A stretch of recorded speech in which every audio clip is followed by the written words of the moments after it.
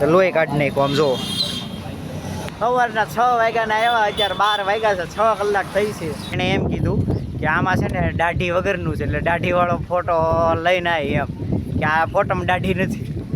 આવું ને આવું કરે. Welcome back to new vlog guys. તો હવે અત્યારે આપણે જઈએ છીએ અહીંયા સુરતથી ભાવનગર ને 15 દી રોકાણા, અને જો આપણે એટલા ઠેલા જાશે, અને આપણે અહીંયા ડાયરો થયો છે દરરોજની જેમ વળાવા આવ્યા.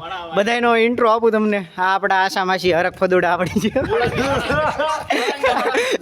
આપણા સાગરભાઈ, આપણા ભોળા માણા આપણી જેમ ડાયા માણા, પછી આપણા હેતલ માસી આમ શોખીન માણા, વીઆઈપી માણા, અત્યારે સીધા થઈને બેઠા છે.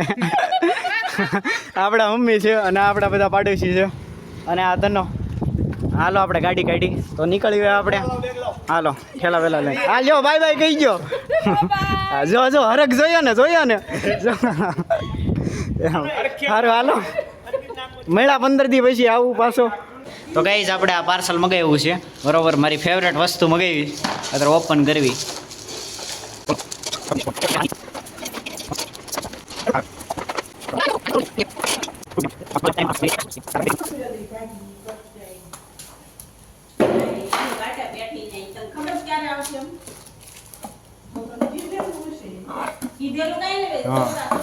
તો ગાઈઝ અહીંયા ટ્રાફિક જ એટલું છે, હું 1.5 કલાકથી ઊભો છું. રેડી ટ્રાફિક હલતું જ નથી. આમ નામ આ જો એટલી બસો એટલી વસ્તુ આમ નામ ને આમ નામ છે, હલતું જ નથી, બરોબર.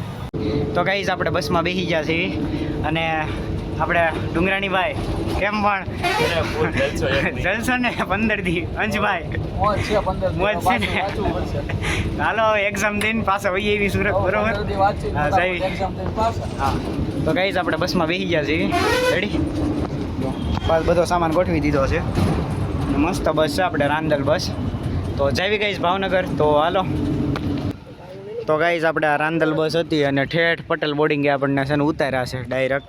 જો એટલા ઠેલા છે બધા. ફાઇનલી ગાઈઝ આપણે પહોંચી ગયા છીએ પટેલ બોર્ડિંગ, બરોબર. જાવી અંદર ગાઈઝ આપણે. તો હાલો.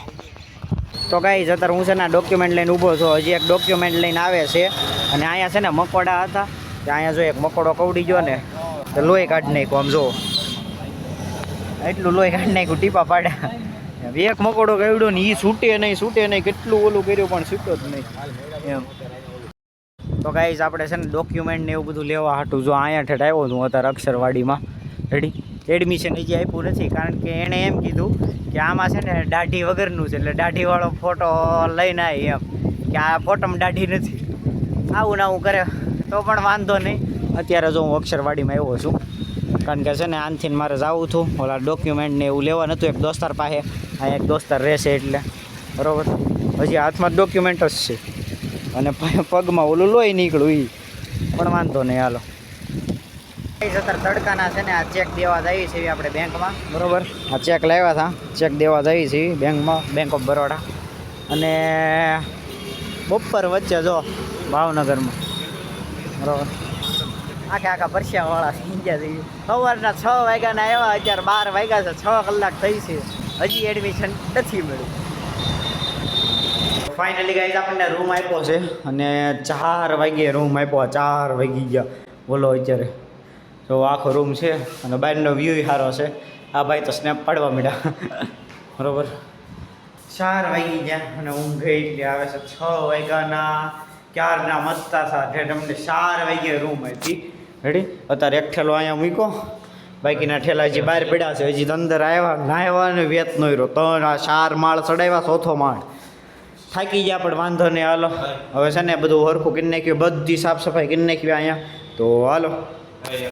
તો જો ગાઈઝ અત્યારે છે ને બધો સામાન ગોઠવું છું, બરાબર. આ કાંઈ ખબર જ નથી પડતી ક્યાં કેમ કઈ રીતે ગોઠવવું, કાંઈ ખબર જ નથી પડતી. એટલો બધો સામાન છે, બરાબર. હજી તો અડધો સામાન તો આમ પડ્યો છે પાછો એમ. આ બધું કેમ ગોઠવવું એમ. હવે આખો સામાન ગોઠવી નાખવી ગાઈઝ. તો ફાઇનલી ગાઈઝ આપણે બધો સામાન ગોઠવી નાખ્યો છે, અને આમાં છે ને નાસ્તો પડ્યો છે, અને આમાં ભણવાના બધા ચોપડા ને એવું પડ્યું છે. અને અત્યારે હવે છે ને બહુ ઊંઘ આવે છે, તો આપણે સૂઈ જવી ગાઈઝ. તો બસ આજ માટે એટલું જ. તો ત્યાં સુધી હસતા રહો, ખેલતા રહો, આબાદ રહો, સલામત રહો. ફરી પાછા મળીએ નવા વ્લોગમાં. બાય.